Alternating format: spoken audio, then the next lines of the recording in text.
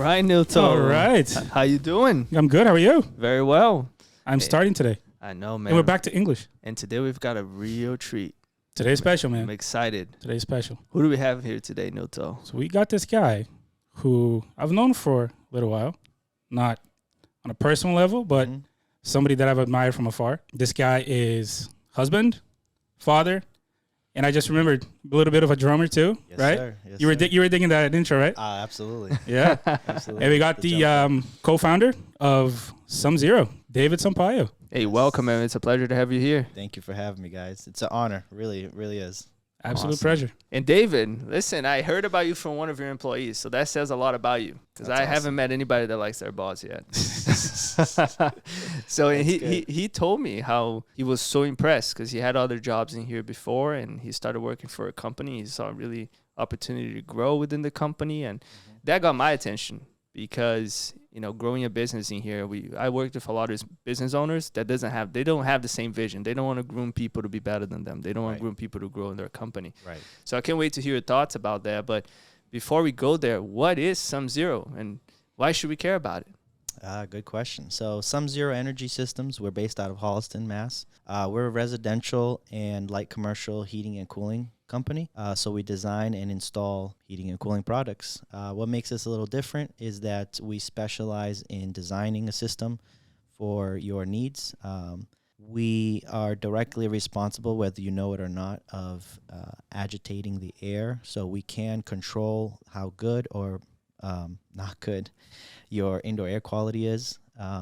So we take a holistic approach with heating and cooling. We don't just, of course, if you call us and, hey, my system's broken, can you come fix it or replace it? We'll do that, but we'll ask a few questions. We won't just come in and give you a price and leave.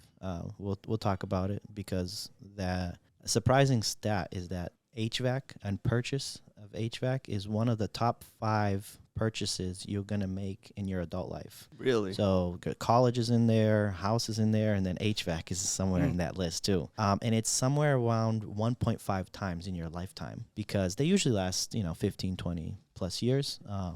Give or take, you move into a couple homes. So chances are when you call me or when you call a company, I could be that one person, you're going to decide to do this transaction with. And it's not just a transaction. It's something that can affect your energy bills, something that will affect your indoor air quality, your comfort, right?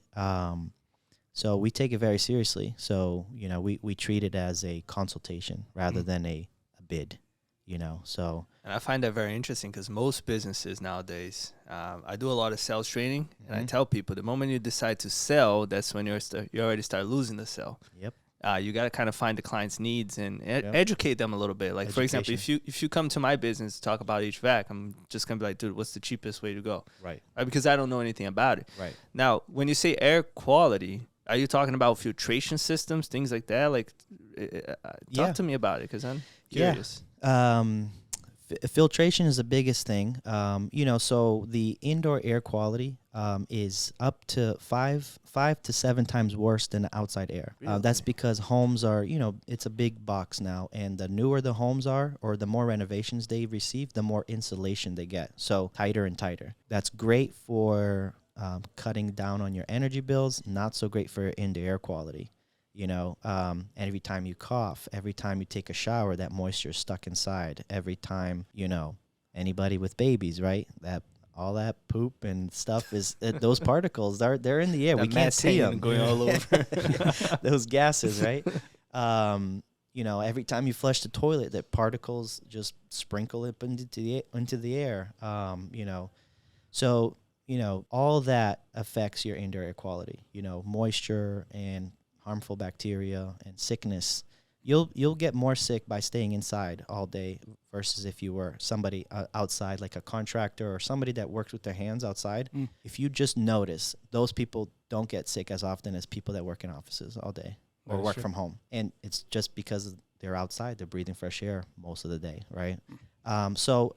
Basically it's filtration, it's humidification and dehumidification. Us being here in Massachusetts, our winters get really dry. Your nose starts cracking, starts bleeding, your throat gets itchy. So we can do things to add moisture to the air. And then when it's in the summertime, a lot of our basements are wet and damp and yucky, moldy. You can install something that removes moisture out of the air, so it balances, you know, the humidity level in your house. And then, of course, cleaning the air, treating the delivery system, like the ducts or the vents. Yeah, there's a few products. That's incredible. Crazy. I never thought about David, I mean, you just from that spew, you have extensive knowledge in what you do. Yes. When was SumZero founded? 2019 in February. So we just turned 5 years old. Wow. As of last month. So fairly recent. Yeah. Now, take me back to high school, David, and how you get into the HVAC system, and like take us through that journey. That guy is different, man. Well, yeah, I can start from high school. So it's a long form podcast. So you guys ready for the story? Let's go. So in high school, I hated school. Like you can ask my parents, if it wasn't for sports, you know, to play sports, you have to upkeep a certain grades. Mm-hmm. If it wasn't for that, I would have literally dropped out of high school. I just hated it. I couldn't focus. I had a hard time paying attention in class. The only classes I did well were the ones where the teachers would work with me, you know, like, hey, I understand that you can't sit still, that you need to talk, so let's do something active. Let me help you.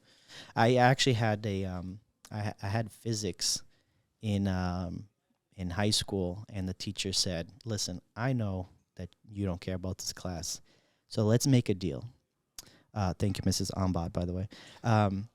Let's make a deal. If you make the class fun for everybody else, I will pass you. I said, bet, like, let's go, you know. So that was kind of my MO. I was, you know, I never studied. But when it came time to things that I did enjoy, I was focused. I was laser focused. I wanted to get better. So it wasn't that I was lazy. It was just, it didn't pique my interest. And I don't know. I just felt different, you know. But, you know, senior year, end of the year, I'm freaking out because I don't know what to do.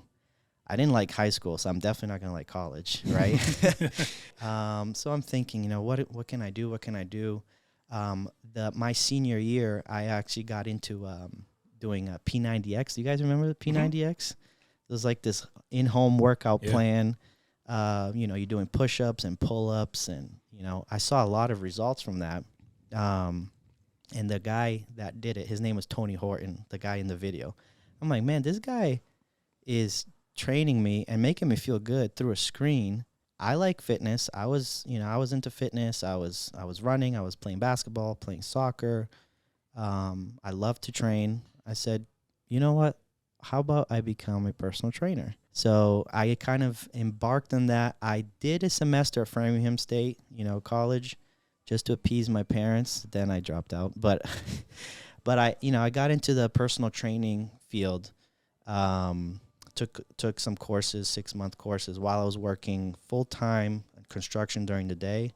I would do schooling at night. So again, never a matter of not wanting to work hard. It's just if it doesn't interest me, I'm not doing it. So I did that. I got into personal training, started loving it. So I did that for 5 years. So I was a personal trainer for 5 years. Little did I know, and it wasn't a big box gym, like Olympus or a Gold's Gym. It was more of a small group fitness studio focused on women that wanted to lose weight. So it was more of a consultative approach, and it was like a boot camp, but just for up to 4 people. So I would train up to 4 people for 28 minutes. After that 28 minutes, I would get them on the cardio machine, go to the bathroom, sip my water, and then start the next one. So from 5:30 a.m. all the way to 12. So I don't know how many sessions that is, but it was a lot of sessions. Take a break for 3 hours. In that session, I would go to the gym, another gym, work out, eat, take a nap, come back at 3:30, and do that from 3:30 to 8. That was 5 days a week, plus a half days on Saturdays.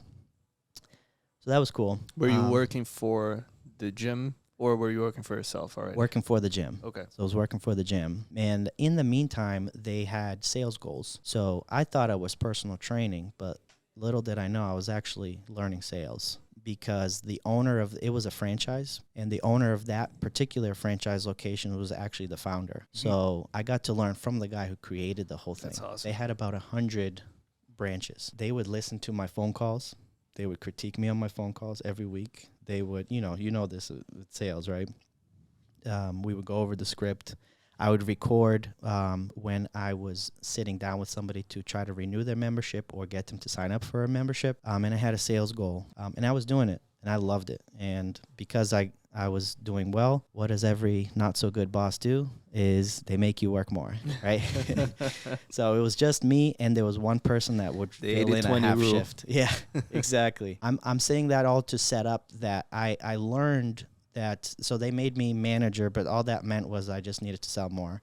So I had to train. I had to make meal plans for people. I had to weigh them in and keep them accountable.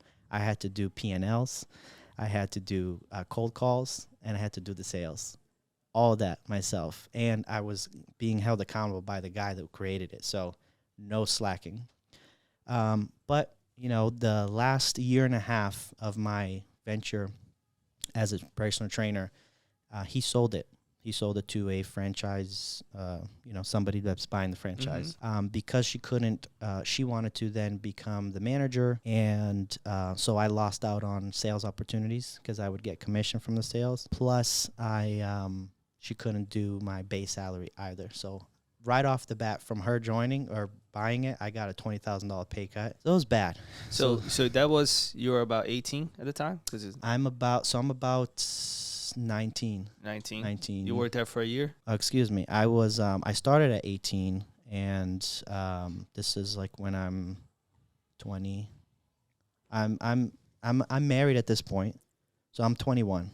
21. So you dropped out of college to work there. Yes. Based on what you just told me, I feel like you learned more in those 2 years than you would have learned your 4 years in college for sure. Well, now especially with that kind of mentor. Now looking back, I'm so glad I did that, because that was my education. If that did not happen, I would not be where I am today. I'm 100% confident in that. Built character. Built character, built skills, built, certain skills with dealing with people. I mean, just think about it this way. I'm a 20-year-old dealing with rich women that are 50 years old. I'm the age of their sons, maybe younger. And I'm telling them to drop down and give me 20 push-ups. By the way, give me 3K.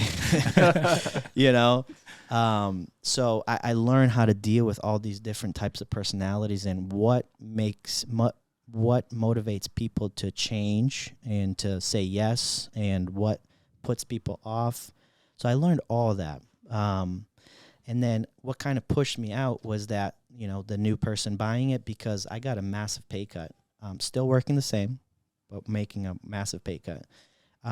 In that time, my daughter was, being born. So my wife was out of work. So with her out, it was like a household-wise, it was like a $50,000 pay cut. You know what I mean? Yeah. And which coincidentally, I learned about financial independence during that time. I had to learn the hard way, because I was making decent money, but I was spending decent money too, right? So when you're spending, I don't have to tell you this, when your spending stays the same, but your lifestyle or your income changes or lowers, we've got a problem here. So really, financial issues is what kind of pushed me to look for a different job, because, instead of going to the gym in the middle of the day, I would then try to Uber or do Lyft or sell something or something to try to make. So just put this into perspective. You are a 20-year-old married. So I'm 21, married. With a daughter. With a newborn. That's and crazy. Taking a massive pay cut at your job. Yes. By the way, let me ask you a question. You don't have to say the name, but is that business still open? Yes. Not that branch. Not that branch, right? Yeah. That woman's gone? Yes. Yeah, I figured. Because she made a huge mistake, man. Absolutely. The guy's their top sales dog, making sales manager, and to give him a 20,000 pay cut, you should have given him a raise. Absolutely. Yeah. Right. This is one of the mistakes that I see a lot of. Well, there's the difference between a manager and a leader. I think that's identifying talent. Right. Because people just look at the top line revenue and they'll look at the potential that person can bring to the table. because I feel like maybe if she had treated you well, your life could have been totally different. Yeah. Because the only reason I quit my job at the bank is because I hated my boss.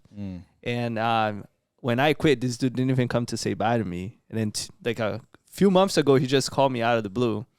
And I was telling him, hey, I hated you for a bit, but I'm so thankful you were the way you were and you did the things you did to me, because otherwise I would have been stuck there because I would have been comfortable. So, you know, that woman was a big part of your life. Oh, absolutely. And we don't know what we don't know. So, you know, she just genuinely couldn't afford to pay me what she paid me. I'm assuming now that I'm a business owner, I kind of, you know, I can relate. Maybe she used all her money to just get into the franchise, and then, you know, so I don't blame her. And she was a big help, because at this point, you know, going back to the story again, yes, I'm 21, 22. I'm married, you know, newly married. I have a newborn, and I'm in debt now, and the debt total is just climbing, and I'm freaking out. You know, as a man, you need to provide. So, like, my self-worth, I'm feeling like crap. You know, I don't know what to do.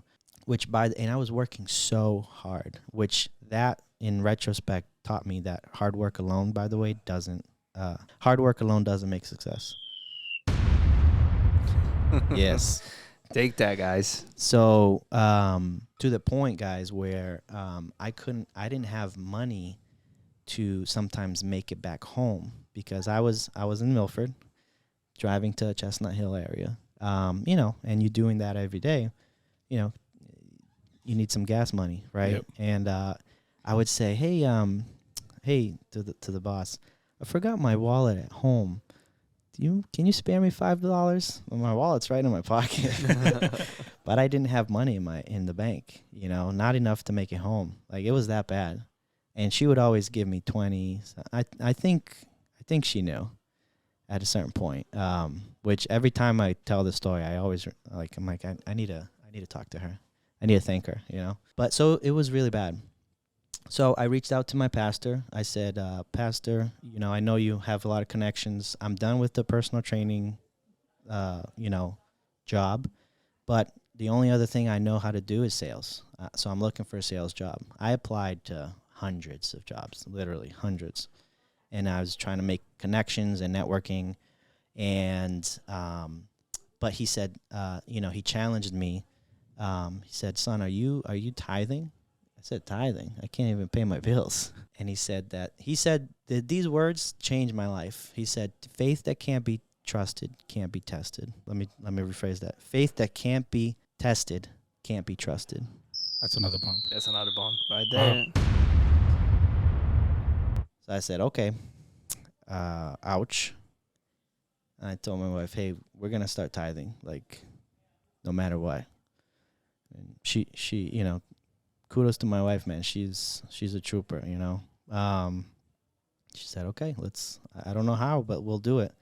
Started tithing, and man, miracles started happening, bro. Like miracles. So I'm a big proponent of tithing, not because what God says, but of what He's done in my life through that act of obedience. And my financial situation didn't change for some months. But what happened was I started, you know, miracles started happening. Somebody was like, hey, I felt God tell me to give you this check. It was a check for $175,000. Excuse me. Not that much. That's a miracle. $175, which me and my wife had just discussed, man, we need some grocery money because we don't have anything in the fridge. And somebody literally a day later gave us that. It was enough groceries for 2 weeks. My daughter was starting to outgrow her clothes. You know, as an infant, they grow fast. Mm-hmm. And literally 1 or 2 days later, somebody said, hey, to my wife, I got this box for you, and there's a bunch of clothing and diapers in there.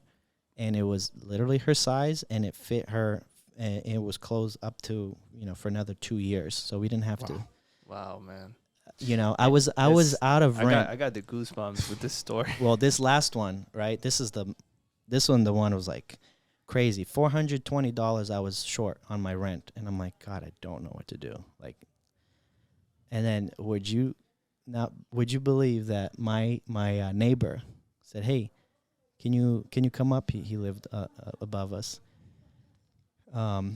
He hands me cash, bro, and he said, "God, I feel like God told me to give this to you," and it was $420. No way. No way. $420. Wow. So that's crazy, man. So, but in this process, I've learned some skills that I can transfer to another job.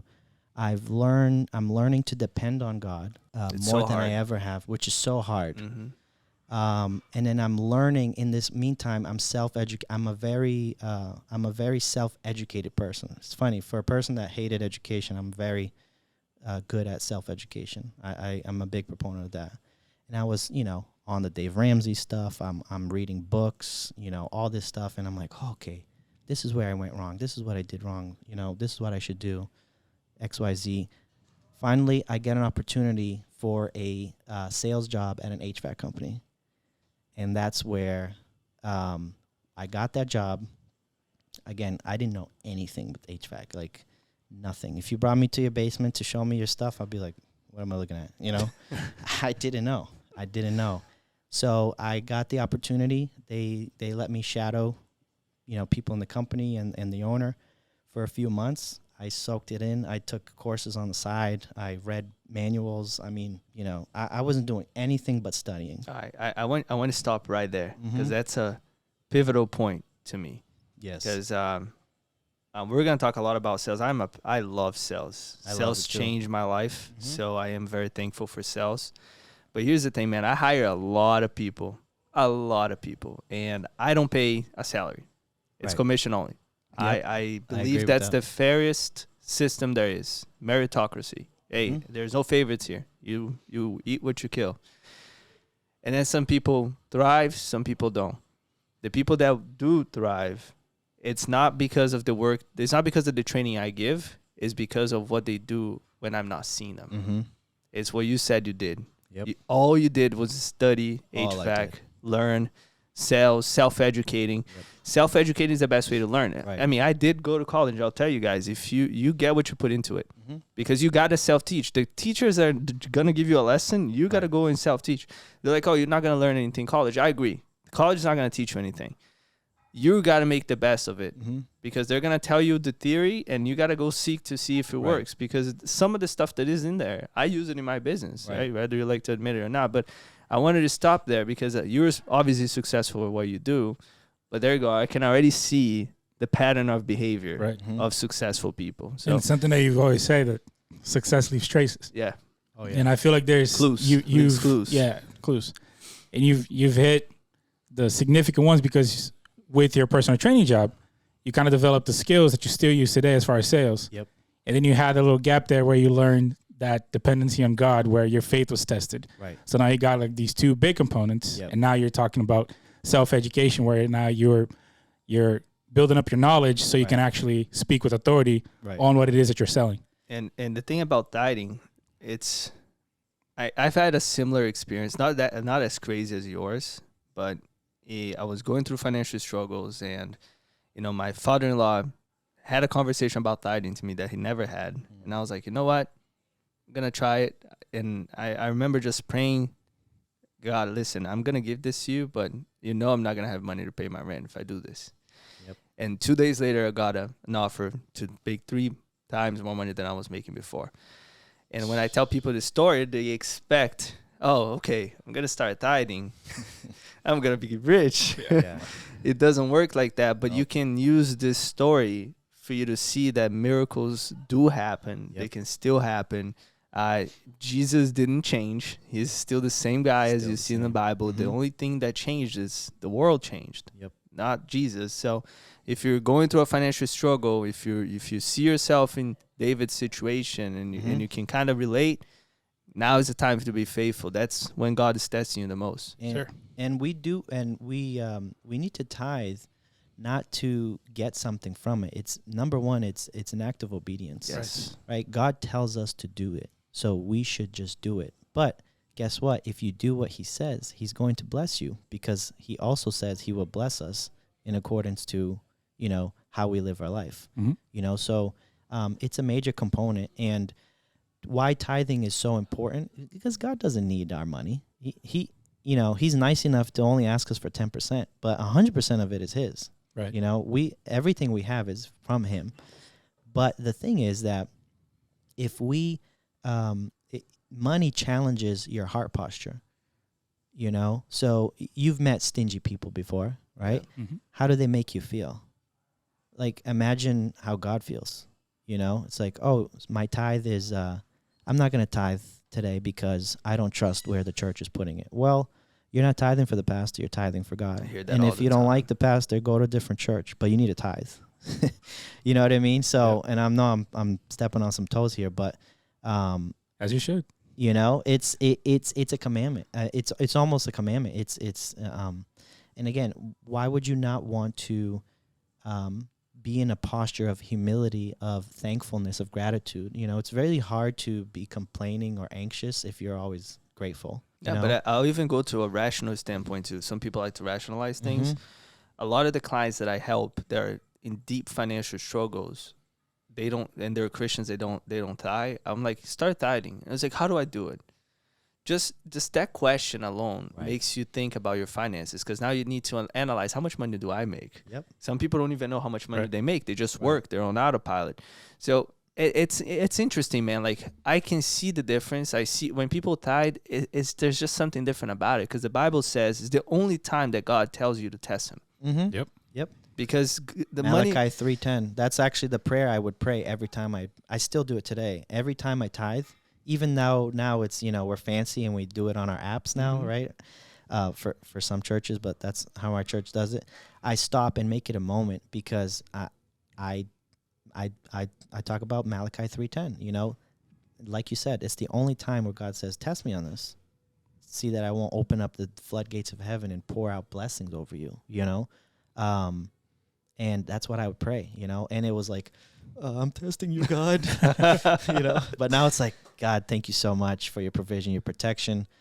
I'm continuing to do the same thing. I'm testing you, but I know that you always pass the test. Yeah, no, and for sure, man. I mean, it must have been a very difficult choice, because especially So when hard. you're struggling. But that's why it makes it so impactful. This is Mhm. why God tests us with our money, because He knows Yep. that's our blood, sweat, and tears right there. Mhm. And He can either lose you to money, or money can make you a better person. Because Right. money is gonna just amplify who you are. Yep. That's what I say. Yeah, money.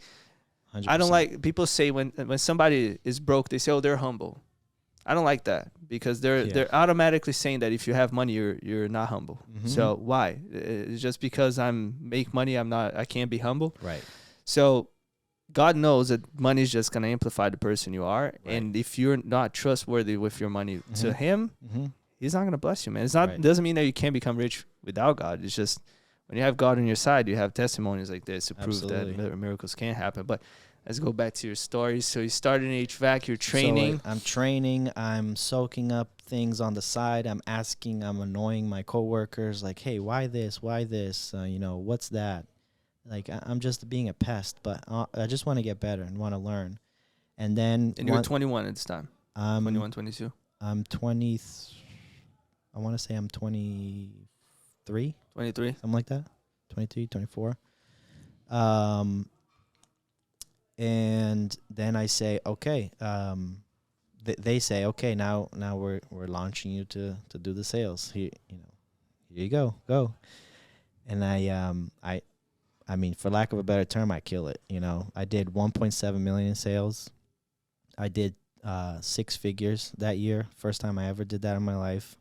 That first year, I paid off $40,000 in debt. The house that I could barely pay rent in was a multifamily. I actually ended up buying that house.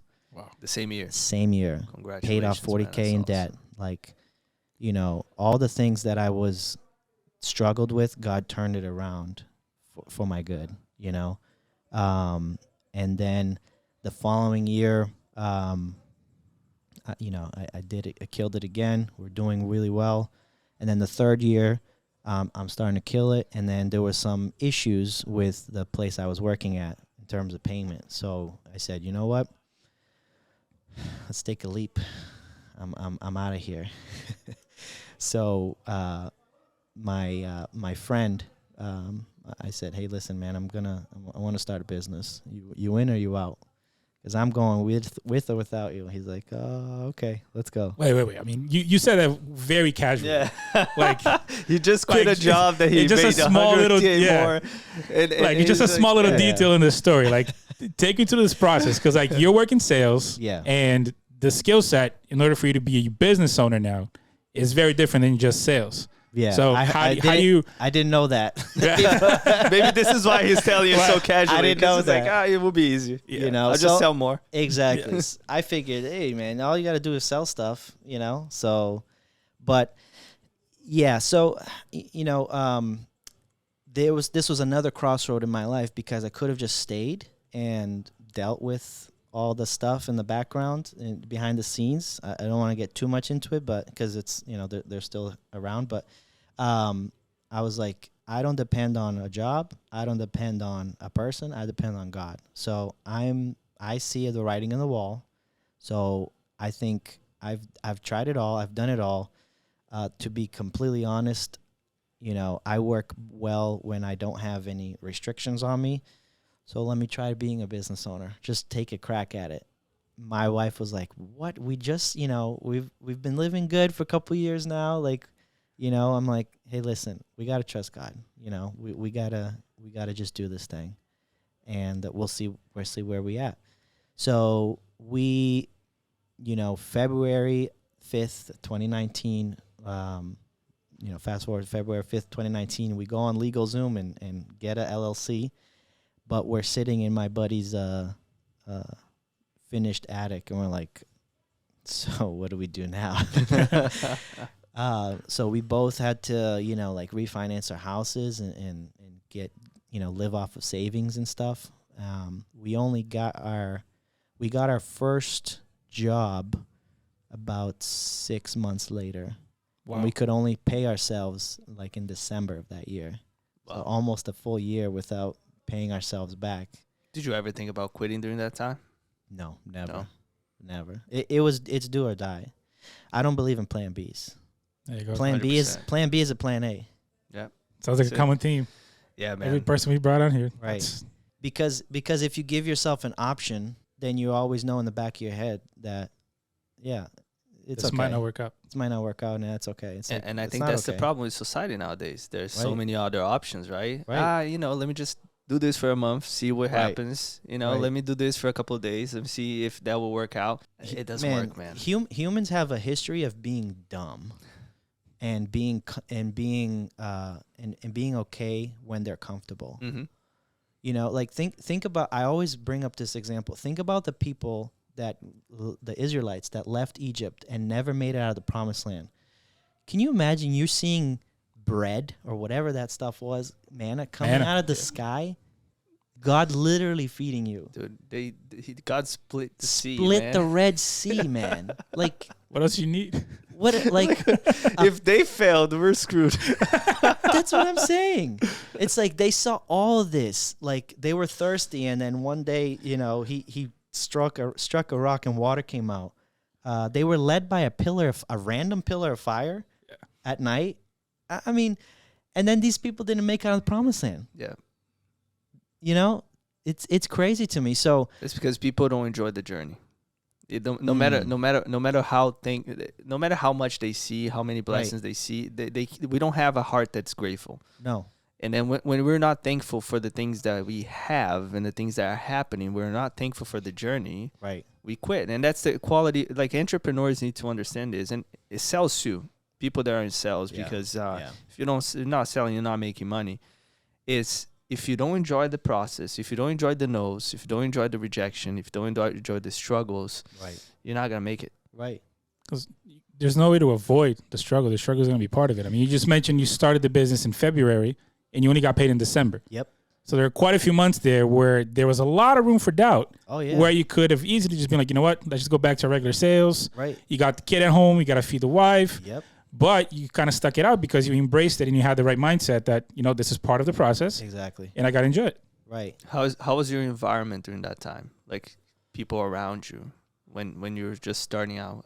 Was it already SumZero? That was the business that you opened? Yes. Okay. Yeah, it was SumZero. So we started at meeting in Panera Bread in Milford. Shout out to Panera Bread in Milford. Because we didn't have a place, and then we were just brainstorming, hey, what we can do or how we can do this, and and then we graduated to an little office in Milford on off of Granite Street, paying that, and that was.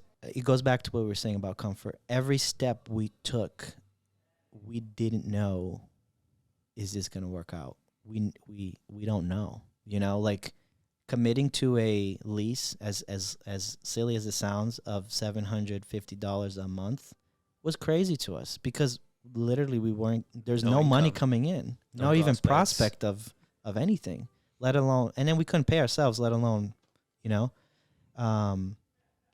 But I'm sorry, what was your question? No, I mean, it was about your environment and the people that you had around you. So, to be honest, it was me and my business partner, and it was us, man. That was the only environment. Like people didn't understand around me. I guess that's probably what you're alluding to. Family was concerned. Just get a job, or are you sure this is the right thing to do? Because when you're in doubt, sorry to cut you. Yeah, no, because the reason I'm asking is because people are probably listening to it, right? And if you attempt to do something different, the people that love you the most, not because they don't like you, but just because they love you and they don't, like you said, they don't understand. Right. And if you're already insecure, it's been 4 months, 5 months, right. not making a sale. Right. Somebody comes to you, your dad, your family, your friends. Hey, man, are you sure you were doing so well before? Like, I don't think this is for you. It might serve as fuel to the fire for you to quit. Right. Right. So I want to see how you responded to that and how you stayed focused. My mindset is always don't tell them, show them. So I'm thinking if I keep the course, one day I'll be able to look back and not even say anything, just like, hey, look at me now, you know. But yeah, there's always, those little whispers. I mean, even, God bless him. My business partner has a wife and 3 kids too. So and mortgage, right? So we all had stuff on the line, and there are those nights where the wife is like, hey, what's actually going on here, or So there's even that too. But you got to stay strong to the vision that you have and keep at it, because it's very hard to bet on somebody who's not willing to quit. Of course. And what was the vision at the time? Just to make it, man. We all have internal drives, right? I was born in this country, but my parents weren't. First generation Brazilian American, and to me, this is me. I need to honor their sacrifices, from going to a country that they didn't speak a word, to dealing with all the racism and the mockery and all the stuff that they had to deal with financially, struggles, all this stuff. They didn't do all that for me to just work an average job. That's me. Like, I need to make it. I need to make it big. It's not for me. I love this dude. It's not for me, because if it was for me, I would have just chilled on a sales job years ago, because I can do that right now. I can mitigate all my risks and just work a sales job, and I'll be fine. But why be average? But why be average, and that's selfish. Like, I don't, why build a big business? I want to build a massive business. Not for me. Like, I literally don't care about money anymore. I don't. Money is just a tool to help do things, but I also believe in those. I don't like those cliches, money can't buy you happiness. Usually the people that say that don't have money. This dude's been listening to my content. Oh, dude, trust me. Don't get me going, man. It's such, again, it goes back to the humility and humbleness thing. There's no nobility in poverty, man. No. Like that's the reality. Right. Our parents, my mom came in here, single mom, worked as a house cleaner, still does, working as a house cleaner to give me and my brother a better life. Yep. It would be very selfish of me to have that sort of mindset and just do the same thing she did. Right. She didn't have the tools and resources you had or I had to be able to build something better. Right. And I see a lot of second generation of immigrants or first generation Brazilian Americans like yourself that just settle. Right. You know, I'm like, dude, are you kidding me? Like, I was telling my mom, because my mom now is starting to work with me. She's a financial strategist That's now awesome. too. She's just struggling because she's done the same thing for a long time. And I just told her, Mom, I need you to bring back the energy you had when you were 22 in Brazil and you decided to come to a country that you didn't know anybody. You didn't speak the language. You're a woman. Being a woman 30 years ago is not the same thing as being a woman today. Right. And you just faced all those challenges and you came here against all odds. You made it, right? You've got your house. You raise your kids. I mean, a lot of Americans don't have that. No. Right? No. So, absolutely, man. I resonated with everything you said. And if I know a lot of our audiences are either Brazilians or Brazilian Americans like yourself, and we can't settle, man. We came in here to conquer. And this country was built upon immigrants that wanted to come here and not be average. You know, my father-in-law, I never met him because he passed away when my wife was about 14. Or something like that, and but he was a business owner. He's Portuguese, and he came at in his low teens, and made something of himself. And I mean, he's been deceased for over 20 years, and his wife, my mother-in-law, still hasn't had to work a day in her life from the things he did. Like in the Bible it says, you know, you want to leave an inheritance for not just your children, but your children's children, right? So that's I mean, that's legacy. That's man. legacy, man. And he was all set probably, you know, many years before he got to that point. But it's not, you know, who's that gonna just benefit? Just yourself, right? You already mastered the game, dude. Because you said money's not the goal. You just want to make it, right? It's for the next generation. Right. It's for.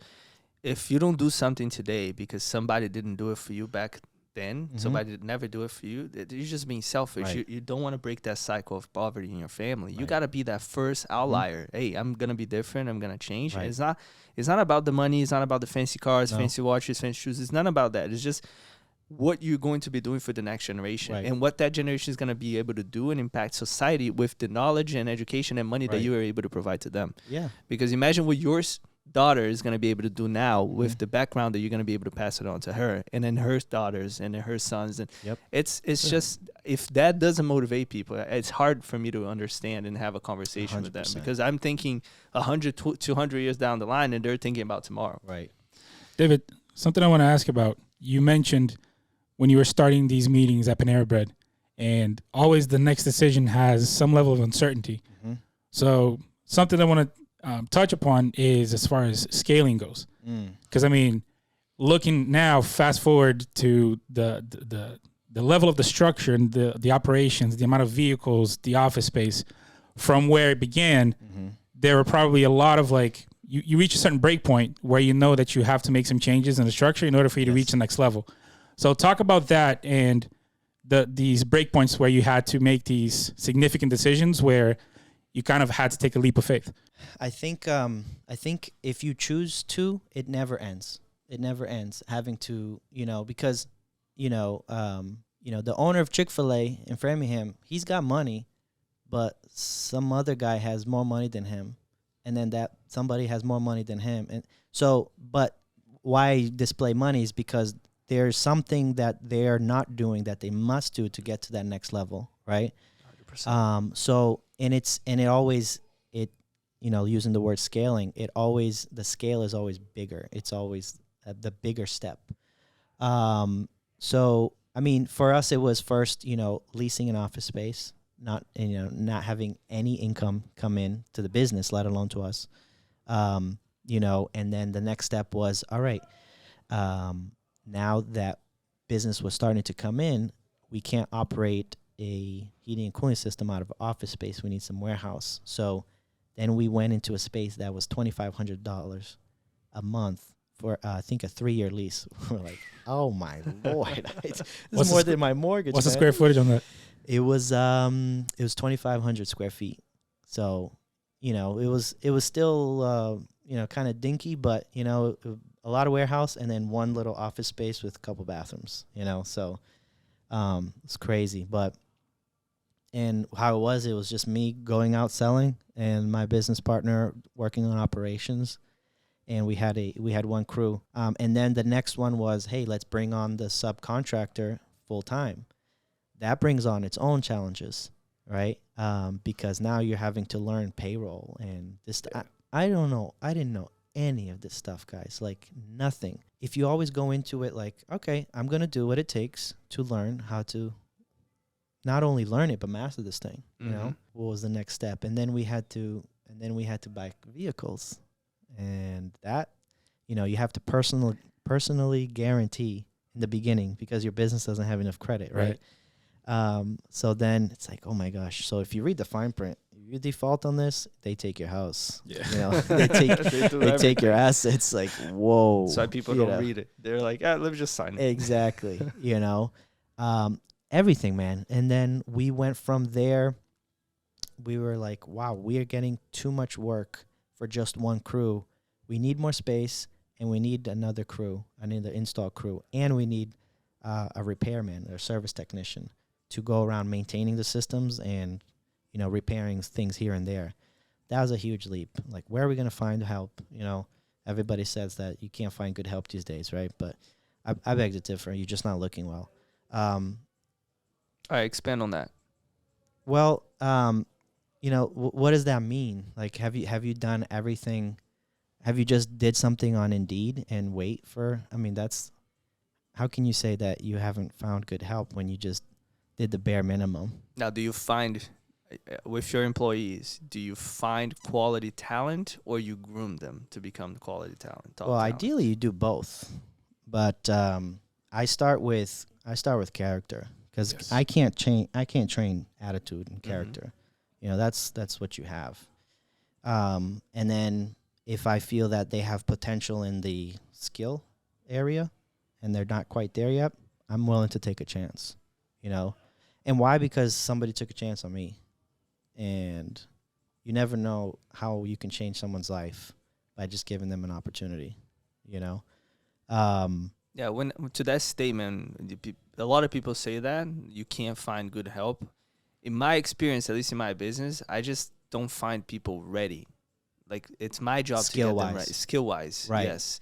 And I think. But I look for certain behaviors. Yes. That I know if this person can be taught, if they are open to feedback, if they're hungry enough, like I know they can make it. But it's hard to find people with qualified skills, especially in the sales world. I think it goes to his point about character. If the person is willing to learn, right. So there's the character and the potential is there. I think the skill you can train and then have them operate the way that you would like them to ultimately. Absolutely. So you got to have some sort of training process in place where you can help that person reach their potential. But you also have to have, some thick skin and, prep the person, be like, hey, listen, for X amount of weeks, we're going to train and I'm going to coach you and I'm going to tell you things that you probably are not going to like to hear, depending on how you react to that and how you're progressing with the whatever skill area. It's going to be a yes or no, So you have to have parameters. You can't just be like, hey, systems. All are welcome with good character, You can't do that. But you have to have certain systems in place.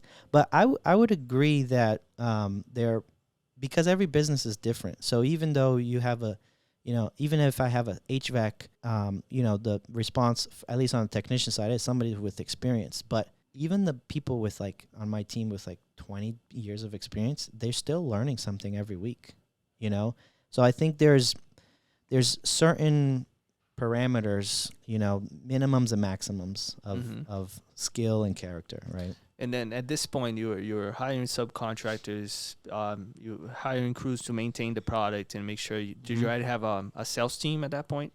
No, it was just me. It was just you. I was, and my closing ratio was insane because we didn't have a lot of leads. So I said, listen, I got to be 80%, 90%. Wow. You know, and I was like at 84%, something like that. What was your sales technique? Where did you learn? Experience, right? I take a little bit of everything. I took a little bit of, you know, I'm a pastor's kid too, by the way. So, you know, you see some things, and maybe when you're a child, you don't realize what's going on. But when you're older, you're like, oh, that's what he meant when he said that, you know? So a little bit of that, a little bit of my personal training experience, a little bit of my previous job when I was doing sales there. And then just constant education and learning. I would always take courses. I'm a big proponent of learning, continuous learning. Do you have any role models in the sales world? Grant Cardone. I like Grant Cardone. He's aggressive. You know, Yes. I always tell people take the good and spit out the bad. You know, so Grant Cardone is one. A newer guy. I really like him. He's becoming very popular. Alex Hormozy. Oh, Yes. He's big, physically big, but also influentially big. Check Jeremy Minor. Later. Yeah, I've seen him. He's really good too, He's especially good. in your field. Yes, I believe that's what he did when he started out. So, and he's good. There's this guy called Weldon Long. He's like a OG in the HVAC sales space. Most of what I learned was from him, to be honest with you, specifically with HVAC. He went to prison, got out, and then built a $20 million HVAC business. So I'm like, I didn't go to prison, but I can relate. I can listen to him. You know? So. Yeah, man. How important was it for you to learn sales in this business? Oh, it's everything. It's everything. Sales is a reflection. It's one of the jobs that I know of, the only jobs that is a true reflection of who you are. And you get what you put in, you know. If you can't close, it's something you're doing wrong, you know. If you're not able to convey the message and value of what you're selling, people are just not going to buy, or they're going to look at you as a commodity and, you know, say, I'm not going with the cheapest, I'm not going with the most expensive. You're in the middle, so I'll just go. So even if you sell, you still have to question, hey, why did you go with me? You know? And, your price is good. That's like the worst thing you can tell a salesperson. At least somebody that's like cares about their craft, you know? It's like, so I had nothing to do with the equation, you know? No, you're a little bit more expensive than a couple other people, but you told me things that I didn't hear before, and I trust you. Like that's what you want. That's the ultimate compliment. Yeah. Yes. You know what I mean? So Because you're talking about retention too. I mean, I don't know if your business has much of that. a little bit on the maintenance and service side. Yeah. But that's when you know you got a client, not a customer. Right. Yeah, and then they if you get a review, if you get referrals, now our business a little over half of our business comes from referrals. So people that have used us and refer their neighbors and friends and family. And what's the other 50%? Marketed leads, Google, social media. I'm big into social media. I took a pic of your social media. I was actually going to ask about that because, I'm big on marketing and branding. And your cars look amazing when I see them on the street. Thank you. That matte black with that green. Yes. When did that become more essential to the operations? When did you guys start paying more attention to the marketing side of things and having more of an online presence than now that I see you guys have? Yeah, great question. So we actually, in that period of us not making any money is when we created our name and our logo. So we had the name, actually. We didn't have the logo.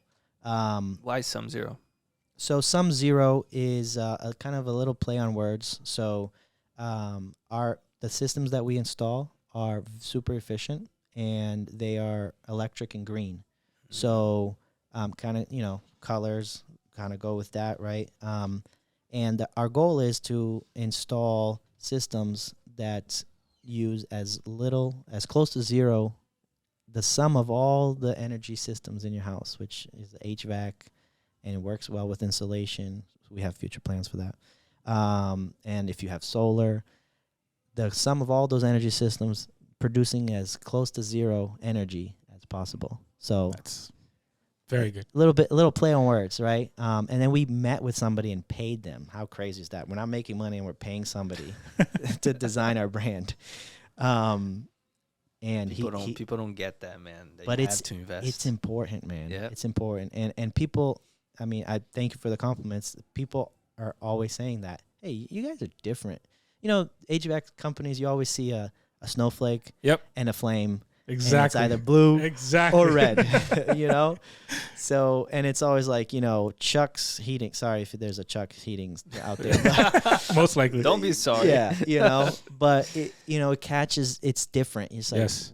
who are, like, you know, that branding is big for us. And we've always wanted to, you know, you can't tackle everything, but we've always wanted to have like a good online presence. And to be honest, I don't think we're that great. But we're getting there. I think we're better than most, but we're nowhere close to where we want to be. We started investing in having somebody shoot for us and take pictures and, you know, high quality stuff. Mm-hmm. Have it match with the branding, with the trucks and the, you know, we wear black shirts with lettering. You know, it makes a difference. It does. It stands Absolutely out, does. you know. So we think it's important. Sometimes it's tough to attribute how much revenue you make with social media because it's almost like it's online billboard. Yeah. But you can't tell me that That's what it is. it doesn't help. 100%. You know Right. what I mean? It's brand awareness. And I forgot the stat, so I'm not even going to say it. But there's a science to, hey, sending out a postcard, you know, so they see some zero in postcard. They saw a truck go by. They saw a reel or a YouTube short. And then after 4, 5, 6, 7, 8 times, and then if it generates a need, right? Like, yeah, I've seen this. You talk about touch points because sometimes you have to. Maybe you meet with the client, you receive an email, there's a follow up text. Sometimes you need to do it 30 times before it converts. Yeah. And with marketing, that's when I talk to my clients is that there's no way for me to guarantee you how much you're going to make off of the social media stuff. But it's like planting a seed. Yep. You're planting that seed. You don't know subconsciously that person is going to be consuming your content. Right. And then maybe 2 years from now, 3 years from now, they have the need of what you have to offer. Right. And because of that reel that they watched, they might become a lead. So you got to be everywhere. Right. And the message, I mean, I'm not, you can teach me now. I'm teaching you, but you got to be everywhere. The message has to be congruent. We just closed a deal to do TV commercials. So wow. April 1st, we're going to have TV commercials and even on some streaming platforms. So it'll go, on people. It'll target the channels and things that people watch of our target audience. So like HGTV, Celtics games, Red Sox games, stuff like that. Awesome. So yeah, you just gotta try it. People are like, oh, how do you decide your marketing budget? I'm like, I don't know. Try and error. Trial and error, absolutely. Trial and error, and try everything, and dump as much money as you can into it. You know? Yeah, that's the thing. Again, most people are not willing to do that, man, and that's very impressive. Because you didn't know anything about business whatsoever. Nothing. How about your partner? Like, did he do business in the past? What did he do before? No, he was in HVAC a little bit. Like 6-7 years before I even got into the industry. So he kind of he was a service manager, he was an office manager. So he knew a little bit more on the operations side within the HVAC industry, which was a good help. But he was also he was into the financial world. So he got a degree.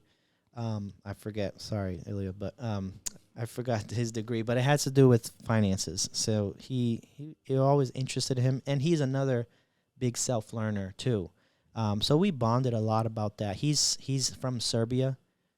He came here, so Brazilian wife. So we kind of matched our stories and stuff, too. So we both have a chip on our shoulder, but he comes a little bit from that, but we both didn't know anything, Wow. When it comes time to it, we didn't know anything. Mike Tyson says, everybody has a plan until you get punched in the face. Exactly. Yep, that's right. But because the reality is so hard to keep a partnership for so many years, man. Well, the rates of business alone is horrible. Yeah. Like staying in business. And then part business with partnerships, it's even worse. Lower. Yeah. It's even worse. But I think the secret is, I think it goes back to character. You know, we were talking about character, right? We're both very selfless people. Like, I would take a bullet for him. He would take a bullet for me. Like, no questions asked. And I think it starts there. I personally think it goes beyond that, though. Mm. You know what it is to me? Is because you both had different skill sets. Okay.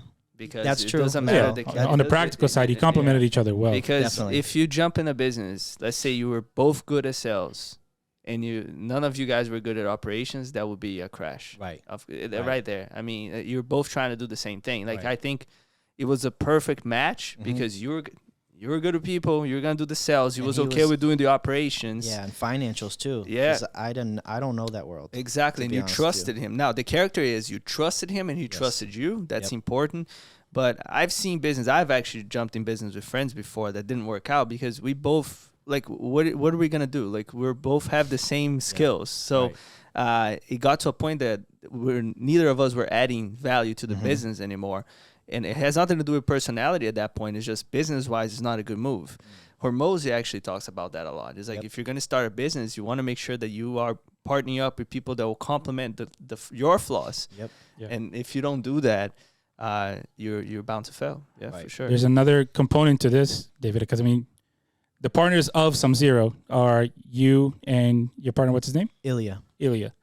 But I think there are other not directly involved partners that I think are very important, especially in the struggle part, which is the wife. Absolutely. 100%. So talk about that and the importance of having that support system from home, because I think riding those tough times, if you're feeling pressure from the house, I think it's that tipping point would be like, you know what, my risk threshold decreases significantly because I don't have the support from home. So talk about that. You hit the nail on the head. That's super important. So I always tell this to my sales guys. I said, if you can't sell your wife or your significant other, you're not going to sell a customer. That's a bomb. I say that too. I mean, you're just not, you know. So, but they, you know, like sometimes us entrepreneurs that are married or, you know, we forget that they're going on this path with us too, but they're almost in the dark, you know, because it's impossible to, you know, tell them every single little detail, let alone have them understand, you know. My wife still doesn't understand, you know, half the things I'm talking about, you know, and it's okay. But, you know, for those of you that are not married, you need to choose your wife wisely. Like, that is the biggest. I have people that have been married, like as almost, you know, in the amount of years I'm old, and they're saying, yeah, my wife is this, my wife is that. I'm like, okay, was that requirement or expectation in the beginning, or are you just talking about it now? Oh no. Right? Yeah, it's very important to ask certain questions in the beginning, man. And you have to communicate, man. Yes. I'll admit it. I'm not a great communicator sometimes with my wife. Sometimes I'm going, put my head down, and then I'm like, oh, hold on, I have to involve her into this, you know. But why I'm saying that, because your spouse's character is going to directly determine the quality of your emotional life. I think, you know, because, you know, what is it good that you're conquering outside and then you come home and you feel like crap because, you know, you're not good with her, or she's not speaking the same language with you, right? So that is huge. I think, you know, this may not be a popular thing, but I think you have to also have some wins along the way. You know, it's working. Hey, see, it's working, right? Because you can't always be in that, you know, and kudos to them, because, you know, she stuck with me through all of that stuff, you know.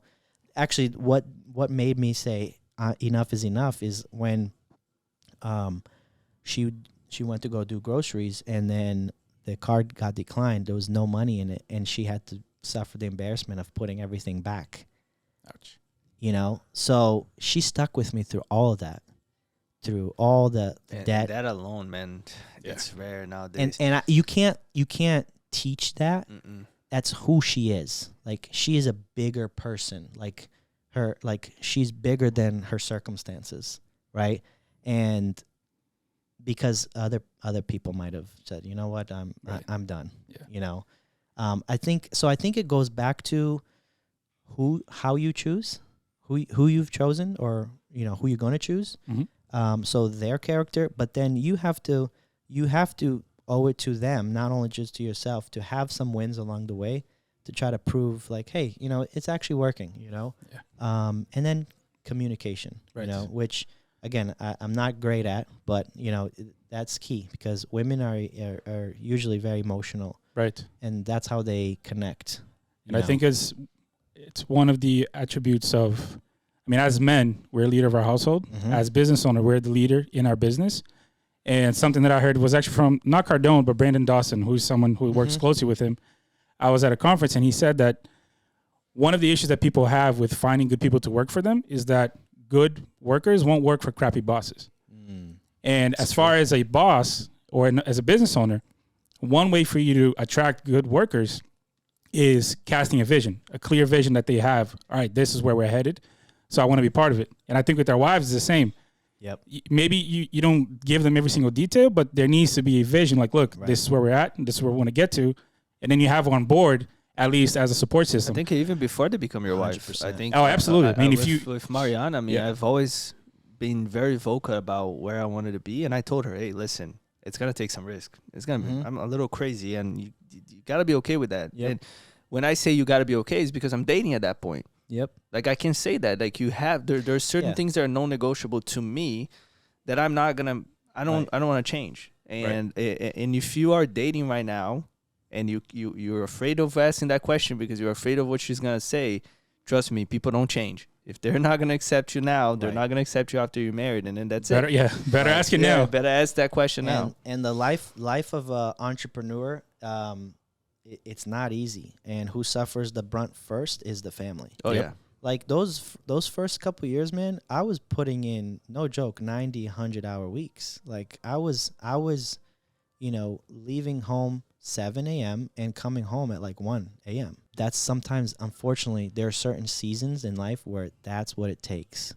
You know, you gotta be willing to put it. I mean, you know, if you want that sort of life, and because at least on the entrepreneurial side of in terms of our goals and visions that we have, that's what it will take. You know, that's quoting Hormozy. You know, it's like it's hard, and that's what hard feels like. You know, it's those 90-hour work weeks. Right. Sure, dude. Like the thing that impressed me the most with SumZero is the structure, man. Like you're hiring constantly. Yes. Like I see that you have a couple of positions open. You have a finance manager position, which I've never seen an HVAC business do that. And reminded you, I worked for Merrill Lynch and worked with business owners, 10 million plus business owners in revenue. And a lot of them didn't have that. It was very few that had that sort of a structure, right? So obviously you guys have a very ambitious vision of where you want to take your business, right? Was it always like that ambitious? And tip would you give to business owners right now that are starting out on how to scale and how to train and how to be able to delegate that much work? Because you when you said, if you call someone, you'll talk to me, I doubt that's the case. But I pick up the phone right now, I'm not going to talk to you. No. So you trained someone in your team. So I want to hear that because people struggle a lot with not doing the work anymore. At what point do you still sell? Do you still do sales? No, only like big commercial jobs. I see. I'll so do it. at what point just to get my feet wet still. I actually had him in my house. Yeah. So he was actually my sales. Did you close? Yeah. Did you close? No, I didn't. So your close rate is not that good anymore, huh? No, I dented that. He was a tough customer. So going back, at what point were you comfortable enough to say, hey, I don't need to do this anymore. I trust my guys. Trust is a profound word.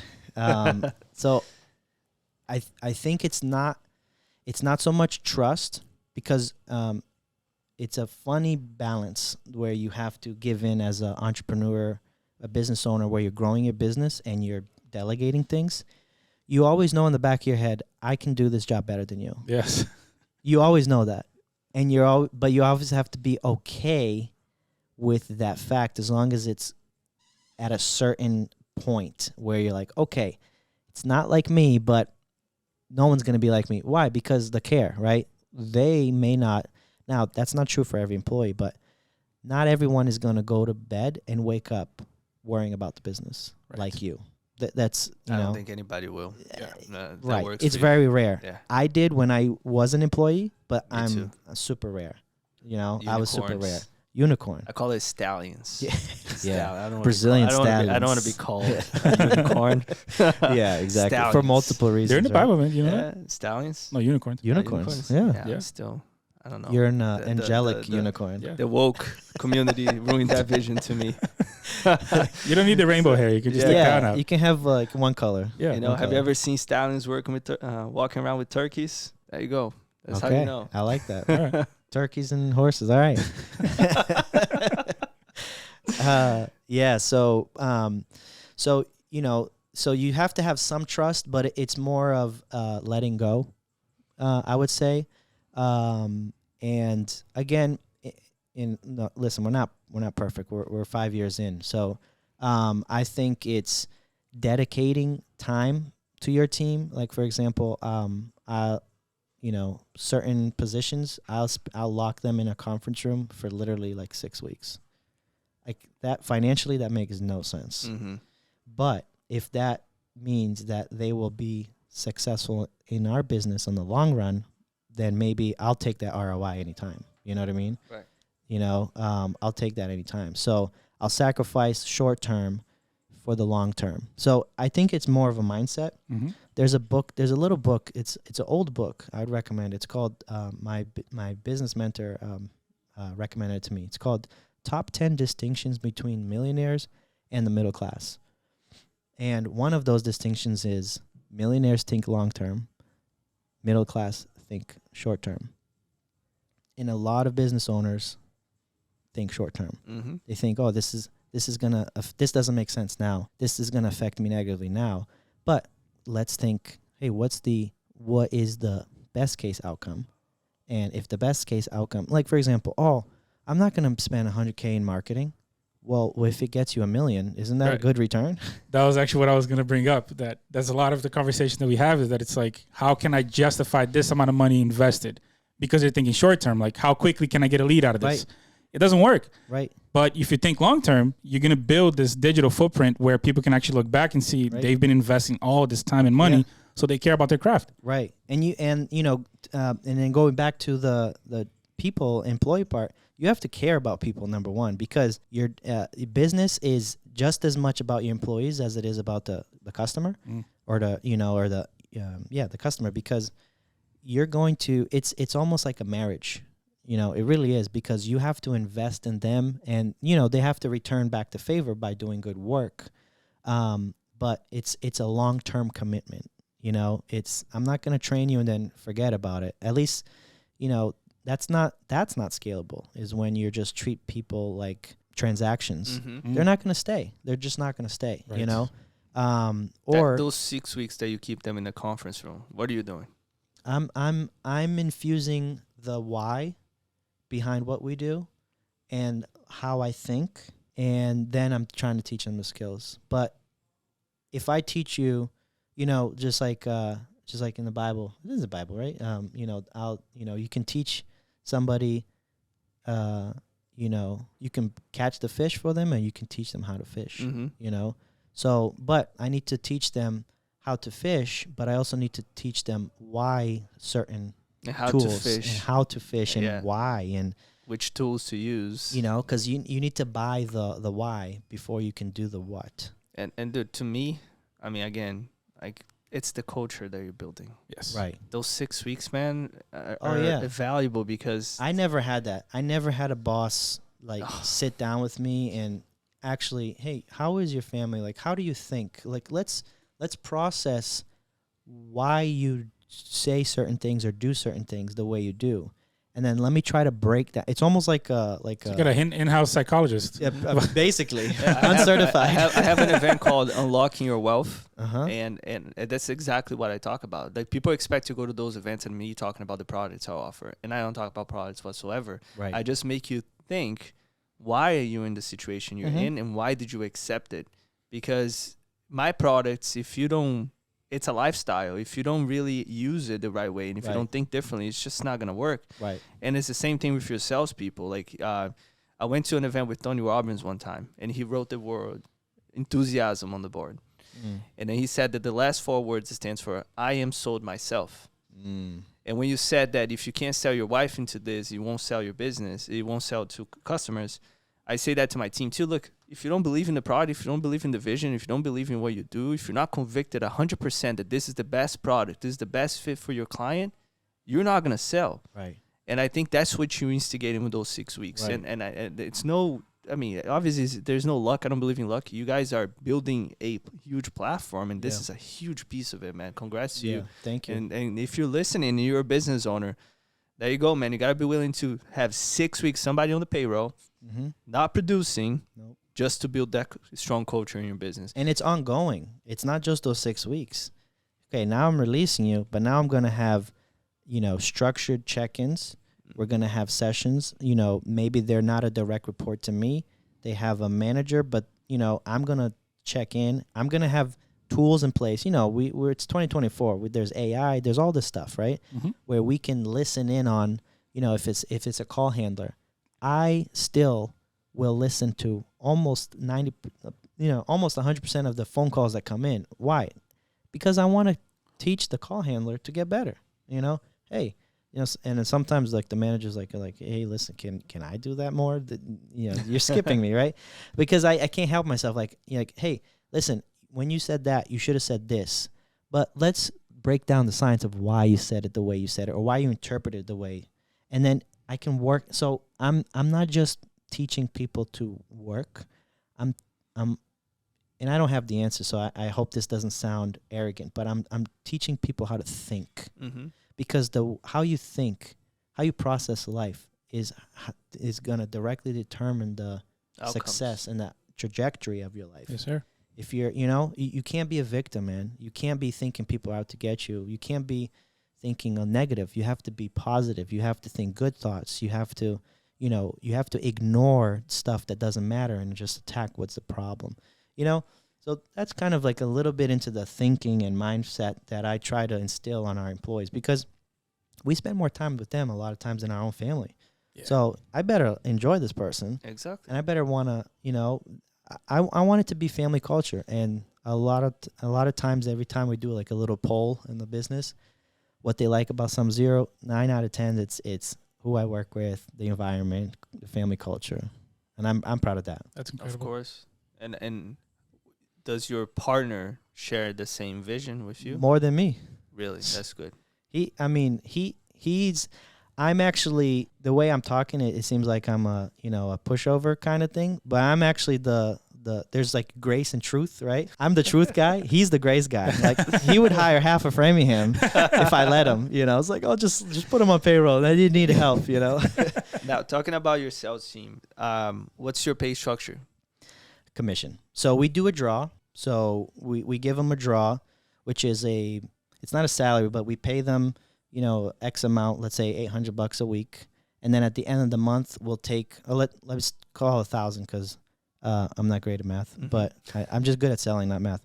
So $1,000 a week, so $4,000, and we subtract that from their total commission. Okay. And then that's and then they have to make at least that draw, which, I mean, if you can't make the draw, then you can't make the cut, So if they don't make the draw in the first month? No, we give a 3-month grace period. Okay. Because in our business, there's, until you get the wheels turning, it's about 3 months where their jobs come in, because they only get paid on the jobs that are completed and the customer paid. So, it takes time for it to happen. It takes time for that to happen and to build a little snowball. So, So 3 months. And then if they don't cut it, do they have to pay you back? Yep, they have to pay us back. That's never happened, thankfully. But they would have to if it does happen. And then if it's a recurring thing, it's probably time to sit down and. Yeah. We went through some struggles last year with our team, and remind me to ask about his mentor for a bit. And then one of my mentors was telling me that I should probably have some of my sales guy on payroll. I changed mentors. I'm like, I came home, I talked to my office, like, listen, I don't understand how a salesperson can be hungry if they are fed. You get a lion and you start feeding him and you throw him in the wild, he will die. Yeah. Right? So it's just, I don't believe in that. What's your opinion on this? I agree 100%. I don't think so. Business owners are like 10% of the population, something like that. 1% of the population. I think true salesperson, it's something like 10% or less of the total population. So 99% of the statistics I made up on the spot. Exactly.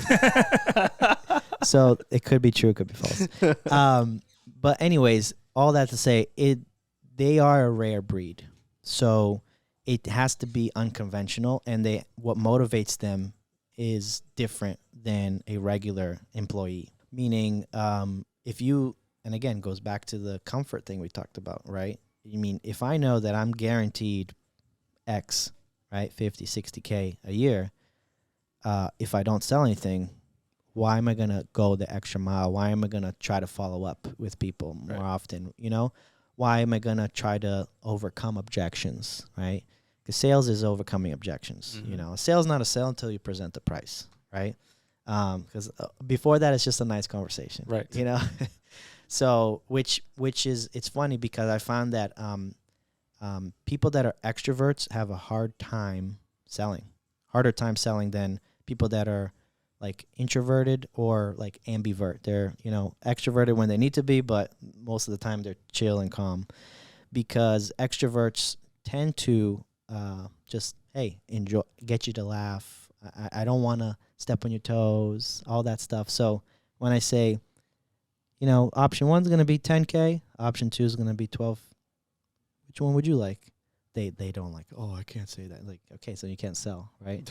So you're not even going to, I think, again, maybe another made-up stat, but there's an overwhelming amount of salespeople that do not ask for the sale. And then now that I'm in the back of my head, hey, I got 50K, if for the year, guaranteed, why am I going to ask for the sale? I'm just going to email it over. You don't have to face that challenge. I mean, I agree 100%. I think it should be 100% commission. It has to be, and you give a grace period. I don't even do that. Like, but my business, I mean, they don't need to take 3 weeks or 4 months, whatever, to wait for a project to be completed. But interesting. And then your mentor, when did he come to the picture? So he goes to my church. Shout out John Dudley. So John Dudley, he's the owner of United Home Experts. That name's familiar. Divine. He has a few businesses, real estate here and there. So we've always been friendly, but then when I started my business, me and him started talking different, and it's a very subtle mentorship, but I think that's the best kind, where they're saying something and they're not, it's not like, hey, I'm going to sit down and I'm going to hear from your mentorship now. It's in the daily conversations. It's in the, hey, come to my small group. Yep.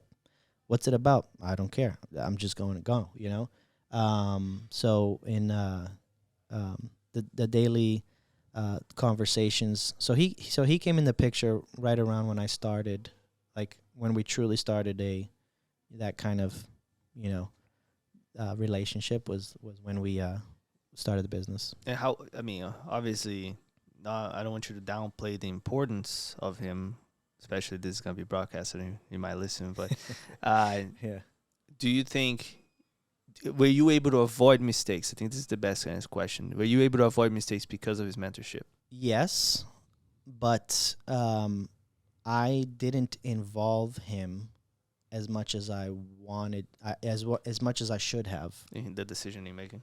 Correct. So the mistakes I did make, some of them I could have avoided if I had run it by someone or /him.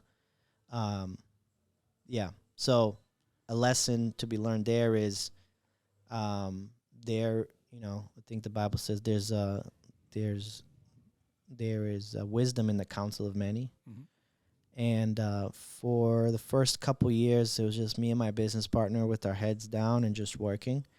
And I think we could have avoided unnecessary and probably worked quote unquote a little bit less not as hard if we had sought counsel as diligently as we were working.